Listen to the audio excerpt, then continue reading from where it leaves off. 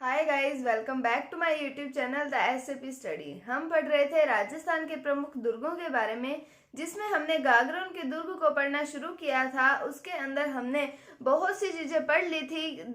गागरोन के दुर्ग का प्रथम शाखा पढ़ा हमने, द्वितीय शाखा पढ़ा हमने, पढ़ा कि अकबर ने कहाँ पर फैजी से मुलाकात की थी, गागरोन के दुर्ग में मुलाकात की थी। गागरोन का दुर्ग जो है वो कौन सी श्रेणी में आता है? जल श्रेणी के अंदर आता है। इस तरीके की हमने कई बात की थी हमने गागरोन के दुर्ग के बारे में। तो हमारा थोड़ा सा टॉपिक रह गया है गागरोन के दुर्ग का, उसको हम आज कंप्लीट करते हैं और शुरू करते हैं अगले दुर्ग के बारे में, जिसका नाम आता है चित्तौड़गढ़ दुर्ग। तो आज के टॉपिक को शुरू करते हैं।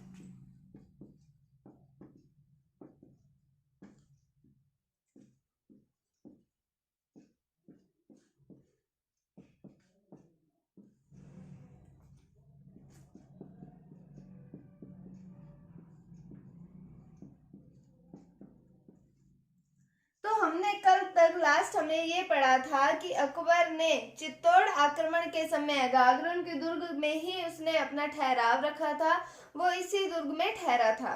और हमने ये भी पढ़ा था यहीं पर उसने अबुल फजल के भाई फैजी से भी मुलाकात की थी। कहाँ पर? गागरोन के दुर्ग में। अब हम बात करते हैं कि अकबर का नागौर दरबार लगा था। कब लगा था? 1570 ईस्वी में। तो 1570 ईस्वी में अकबर के नागौर दरबार में उसने ये दुर्ग जो है, कौन सा? गागरोन का दुर्ग, ये पृथ्वीराज राठौड़ को दे दिया था।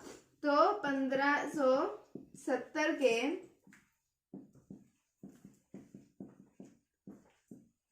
नागौर दरबार में अकबर ने यह दुर्ग किसको दिया? पृथ्वीराज राठौड़ को।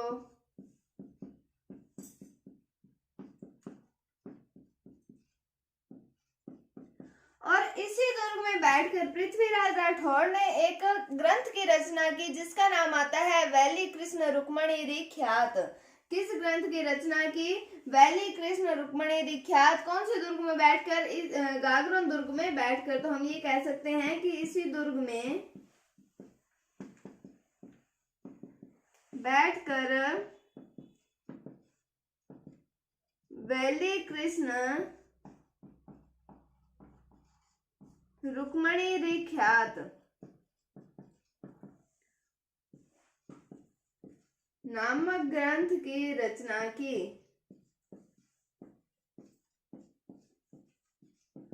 तो क्या पढ़ा हमने? 1570 ईस्वी में नागौर दरबार लगा था, किसका? अकबर का। उसके अंदर उन्होंने पृथ्वीराज राठौड़ को ये दुर्ग दे दिया था और इसी दुर्ग में बैठकर उन्होंने वैली कृष्ण रुक्मणी ख्यात ग्रंथ जो है इसकी रचना की थी।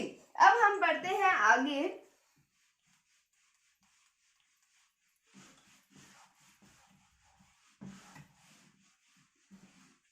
अब हम बात करें कि मुगल शासक आते हैं शाहजहां। तो मुगल शासक जो शाहजहां हैं, उन्होंने ये दुर्ग जो है वो कोटा के शासक माधो सिंह को दिया था। तो शाहजहां ने यह दुर्ग कोटा के शासक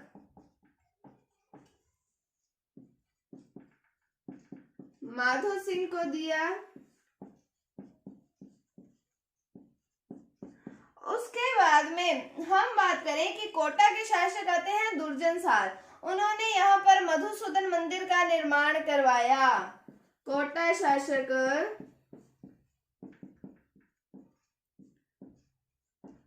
दुर्जन साल ने यहाँ किसका निर्माण करवाया? मधुसूदन मंदिर का निर्माण करवाया। अब हम बात करें कि कोटा के शासक एक और आते हैं झाला जालिम सिंह। उन्होंने यहाँ पर जालिम कोट यानी कि एक गेट था, तो जालिम कोट का निर्माण करवाया था। तो कोटा शासक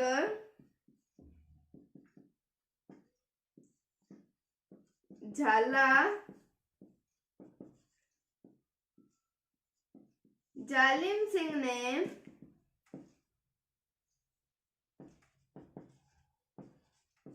जालिम कोट का निर्माण करवाया।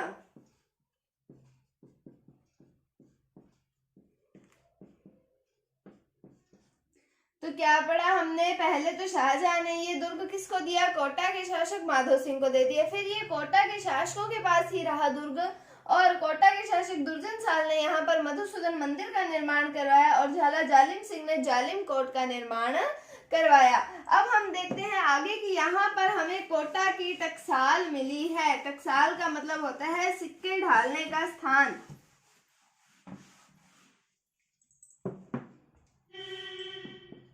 कि यहाँ कोटा की टकसाल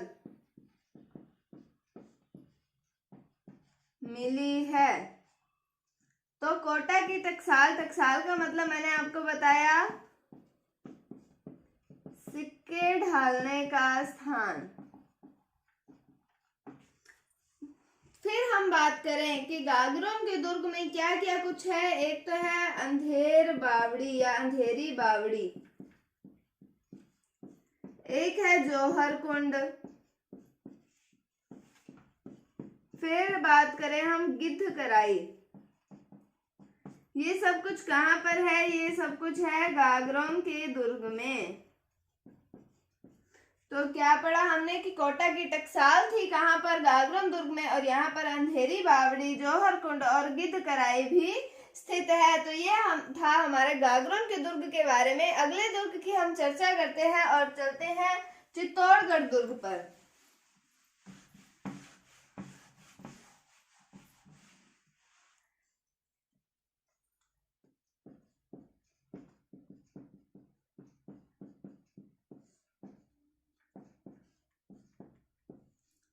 चित्तौड़गढ़ दुर्ग के लिए एक पंक्ति आती है, क्या आती है, गढ़ तो गढ़ चित्तौड़ बाकी सब गढ़ैया।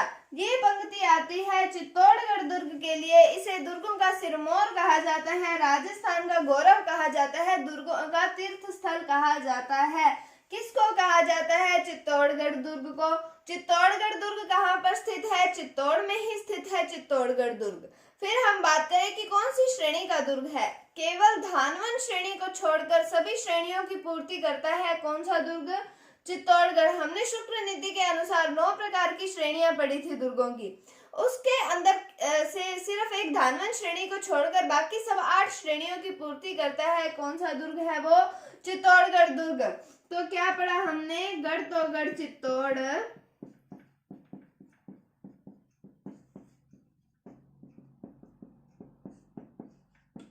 बाकी सब गढ़ैया। आप इन पंक्तियों को भी याद रखें कि कौन सी पंक्ति कौन से दुर्ग के लिए कही गई है। इनसे भी सीधा सीधा प्रश्न पूछा जाता है कि अगर पूछ ले गढ़ तो गढ़ चित्तौड़ बाकी सब गढ़ैया कौन से दुर्ग के लिए है, तो इससे तो हम आराम से ही पता लगा सकते हैं कि ये चित्तौड़गढ़ दुर्ग के लिए है। और उसके बाद में हम बात करें कि इसे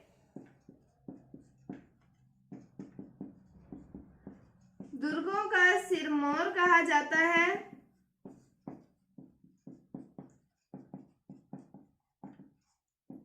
क्या कहा जाता है, दुर्गों का सिरमौर। इसे राजस्थान का गौरव कहा जाता है।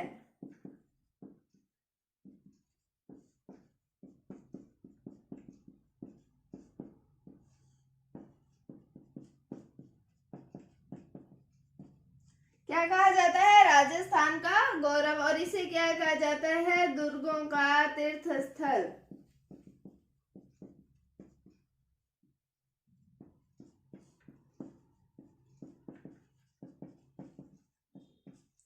तो इसे दुर्गों का सिरमौर, राजस्थान का गौरव और दुर्गों का तीर्थ स्थल कहा जाता है। कौन से दुर्ग को, चित्तौड़गढ़ दुर्ग को। तो आज हमने गागरोन के दुर्ग को कंप्लीट किया और हमने थोड़ा बहुत पढ़ा चित्तौड़गढ़ दुर्ग के बारे में। कल हम चित्तौड़गढ़ दुर्ग को ही आगे बढ़ाएंगे और इसके बारे में पूरी जानकारी प्राप्त करेंगे। उम्मीद है आपको टॉपिक अच्छा लगा होगा और आपको ये समझ आया होगा। अगर आपको इसमें कोई डाउट है तो आप कमेंट सेक्शन में पूछ सकते हैं। अगर आपको वीडियो थोड़ी सी भी अच्छी लगी है तो इसे लाइक कीजिए, शेयर कीजिए, चैनल पर नए हैं तो इसे सब्सक्राइब जरूर कीजिए। Thank you, thanks for watching, bye bye.